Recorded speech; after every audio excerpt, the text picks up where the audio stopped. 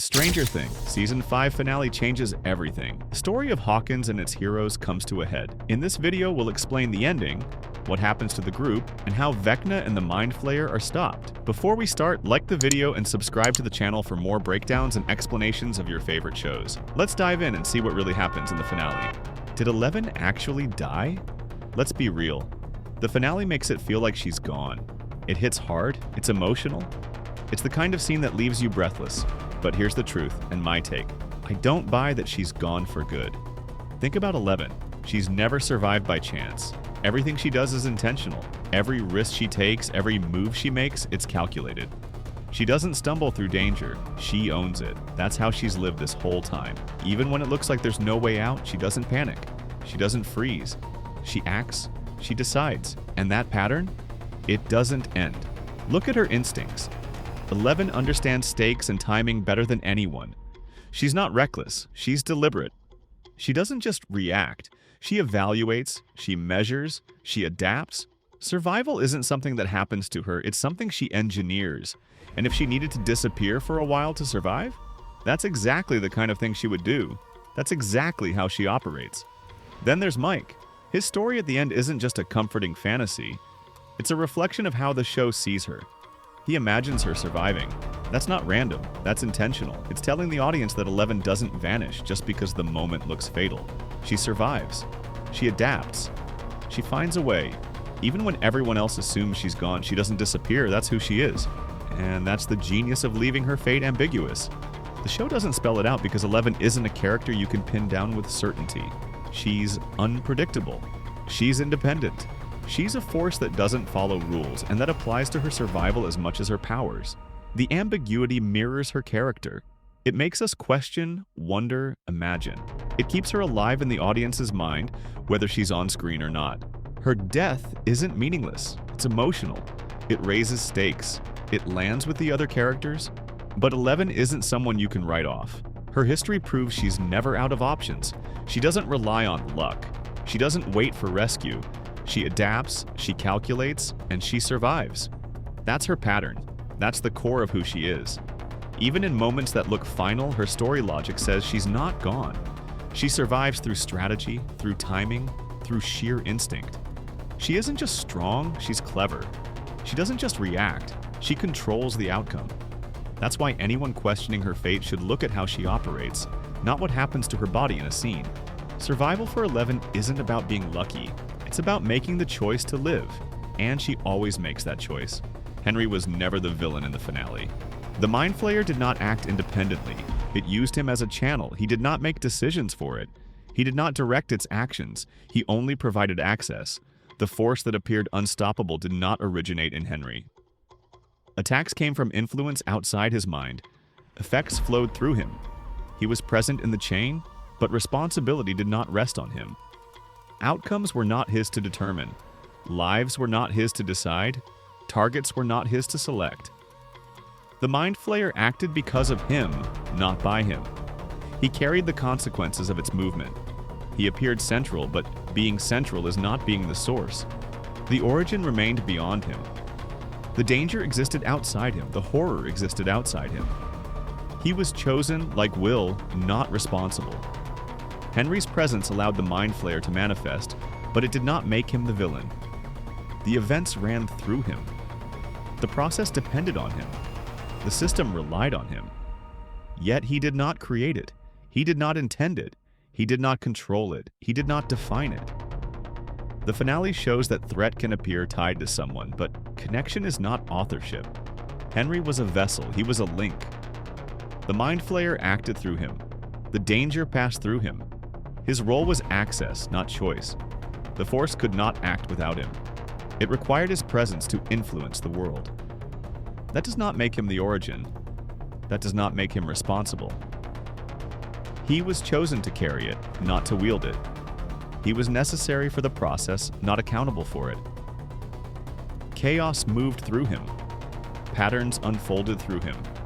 Events escalated through him. He existed within the flow, but he did not create the flow. He did not dictate the direction. He did not shape the result. The Mind Flayer used him, but he never used it. Henry did not decide consequences. He did not choose who suffered. He did not shape outcomes. The Mind Flayer produced effects through him, but the decisions were outside his control. The power he carried was borrowed, not owned. The acts attributed to him were carried, not created. The finale emphasizes the difference between influence and agency. Henry influenced the situation by being the point of access. He had no agency over what occurred. He had no authorship over events. He allowed the Mind Flayer to act, but he did not command it. He existed in the system, not at the source. The horror he seemed to create was external. The danger he seemed to cause was external. The movement that appeared unstoppable was guided from outside him. He was a host. He was a channel. He was a participant in the mechanism, but he was never the operator. The Mind Flayer followed its own design. It required connection. Henry provided the connection.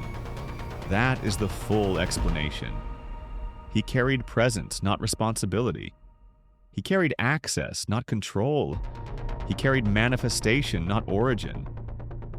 Every instance of the Mind Flayer's influence flowed through Henry. He did not create the events. He did not control the events. He did not intend the events. He did not define the events. He was chosen to host the force like Will before him. He was not the villain. The group's plan relied on precision and coordination. They did not intend to fight the threat head-on. The strategy was to use the enemy's own power against it. They divided roles. Each member had a specific task. Timing and placement were critical. The goal was clear: stop the threat while minimizing risk to civilians and themselves. The first step was to allow the worlds to draw closer. They did not try to block the convergence. Instead, they calculated how much space was needed. They waited for the rift to align, creating a pathway large enough for access. This required observation and patience. The group monitored patterns and behavior to ensure the timing was correct. Once the pathway opened, the second step involved a psychic strike. 11 would enter the enemy's mind. Her task was to confront the internal space where Henry existed. She did not act alone. She relied on guidance from the team, including Max and Coley. Their role was to maintain clarity and support her focus. The objective was to reach Henry's mind while avoiding the traps and dangers inside the psychic landscape.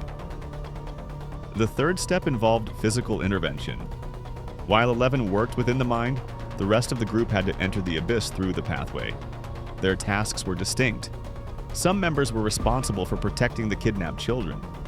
Others were assigned to neutralize the Mind Flayer's extensions in the physical world. Their actions were synchronized with 11's progress. Any delay could compromise the psychic strike. Distraction was part of the plan. Certain members drew attention away from critical areas. This allowed the others to move with precision. By controlling what the threat focused on, the group created openings. The enemy's responses were predictable once guided into specific positions. This manipulation of behavior turned danger into opportunity. Containment was essential. The group controlled locations where the enemy could move. They limited access points and directed force into positions where the team could act effectively. Uncontrolled movement would have been catastrophic. Limiting the field allowed interventions to succeed and reduced risk of collateral damage. Leverage was built into the strategy. The enemy's own power was used against itself. Patterns were anticipated. Reactions were predicted. Each action forced the threat into positions where the team could neutralize extensions or rescue targets. Success did not rely on brute strength. It relied on using intelligence and understanding behavior. Flexibility remained part of the plan. Contingencies accounted for unpredictability. If the enemy moved differently, the team had instructions to adapt. Positions could be adjusted. Timing could be altered. Communication ensured these changes did not disrupt coordination. Flexibility prevented collapse under pressure. The final step involved destroying the source of the connection. Explosives were placed at the location stabilizing the bridge between worlds. Once detonated, the bridge would collapse, cutting off the abyss from the world. This step required precise timing, ensuring the psychic and physical operations had already succeeded. Coordination across tasks was critical. Focus and discipline were constant. Panic would compromise the strategy. Each member had to remain aware of timing and position. Distraction was ignored. Observation and execution were continuous. The plan depended on alignment. Any deviation could endanger everyone. The overall design combined psychic entry, physical intervention, manipulation of movement, and final destruction of the bridge. Roles reinforced each other. Timing created opportunity. Preparation reduced risk. The group's plan turned a massive threat into a series of manageable steps. Success depended on execution and coordination, not chance. The strategy was not linear. It relied on multiple sequences running simultaneously. Psychic operations occurred while physical teams acted. Distraction, containment, leverage, and destruction all interacted. Coordination ensured that each step reinforced the others. The system functioned only if every role was executed correctly. Risk was constant. Threats could appear from unexpected angles. Members were prepared to react without breaking the plan. Each person understood responsibilities and consequences. The team acted with precision under pressure. Mental clarity and coordination maintained control at every stage. The plan allowed the enemy's own actions to create openings. It transformed unpredictability into control. It relied on intelligence, timing, and alignment. No single step could succeed alone. The combination of roles, actions, and timing produced the opportunity to neutralize the threat. The group's plan was methodical, detailed, and deliberate. Observation, distraction, containment, psychic engagement, physical intervention, leverage, flexibility, and destruction worked to VECNA'S death in the finale is the result of strategy, timing, and teamwork. He does not fall because of a single strike. He falls because the system that keeps him alive is broken. His power relies on Henry, the Mind Flayer, and the bridge between worlds. When those connections are disrupted, VECNA loses control. The group attacks in layers. 11 enters the psychic space to confront Henry. She disrupts the link between his mind and the Mind Flayer. This removes the channel that allowed VECNA to extend his power. The attack weakens him but does not destroy him. The force inside him is still present, anchored in the physical world. At the same time, the team focuses on containment. They neutralize extensions of the Mind Flayer in the physical world. They secure areas where it could act. They prevent harm to civilians and stop the threat from spreading. The disruption in the psychic space combined with physical control reduces his energy and limits his influence. Destruction of the bridge between worlds is the final step. Explosives remove the structures that stabilize the rift. Once the rift collapses, the abyss no longer connects to Hawkins. Without that link, the energy sustaining VECNA dissipates. His body can no longer maintain the force that gave him power. Joyce delivers the final act. She approaches VECNA in the physical world and stops him completely. Severing his body eliminates the last connection to the Mind Flayer and the Upside Down. His presence disappears. The energy sustaining him collapses. The threat ends because all supporting structures are removed. VECNA'S death shows that power is not just about strength. Power depends on connections. Remove the connections and the system fails. Weakening the psychic link, controlling the environment, and destroying the bridge between worlds all contribute to the result. No single action could succeed alone. The plan relies on alignment, timing, and execution. The finale emphasizes layers of action. First, the link between Henry and the Mind Flayer is broken. Then, the force is contained physically. Finally, the bridge is destroyed and the body is eliminated. These layers work together. Each step amplifies the effect of the others. The combination ensures that the system sustaining VECNA cannot recover. His threat is removed because the energy flows are interrupted. Psychic influence ends, physical access is severed, environmental support disappears. Without these elements, VECNA cannot act. He is no longer a channel, no longer an operator, no longer a force that can threaten the world. The result is complete elimination of his presence. His power depended entirely on external systems. Weakening or removing those systems produces collapse. The finale demonstrates that removing the sources of power is more effective than attacking the figure alone. Coordination, strategy, and timing achieve what raw force cannot. The process shows intentional design. The group acts as a system. Each role, movement, and action contributes to the end. Timing is essential. Psychic attack, containment, and destruction occur in sequence. The collapse is inevitable once connections fail. The plan succeeds because of execution, not luck. VECNA'S death is therefore a combination of strategy, disruption, and removal of supporting links. The physical strike ends the final presence. The collapse of the bridge removes energy. The disruption of the Mind Flayer link removes psychic control. Together, these actions neutralize the threat completely. The fate of the group. After the battle, Hawkins begins to recover. The Upside Down has been destroyed and the immediate danger is gone. The group is no longer facing life or death threats every day, but the experience leaves a lasting impact on everyone. Their relationships, their skills, and their perspective on the world have all changed. Mike becomes a writer. He records their adventures, capturing the story of everything they faced together. His writing reflects the bonds he shares with his friends and the lessons learned in Hawkins. Dustin goes to college. He excels academically but keeps in touch with the group. He continues to support Steve, who becomes a baseball coach and a teacher, guiding younger kids while staying connected to his friends. Will moves to a larger city. He finds acceptance and begins building a life that allows him to grow beyond the trauma of the past. He starts forming new relationships and discovers a sense of peace that was missing before. Lucas and Max remain close. Their relationship grows steadily, built on trust, shared experiences, and the challenges they overcame together. Hopper and Joyce stay together. They begin planning a life outside Hawkins, free from the constant threat of monsters. Their future is open, but they have each other and a home they fought to protect. Robin pursues college and new opportunities, learning more about herself and what she wants from life. Nancy focuses on journalism, using her skills to uncover stories and make an impact in the world. Jonathan continues studying film, combining his creativity with the determination forged through every danger. Eleven's fate is uncertain.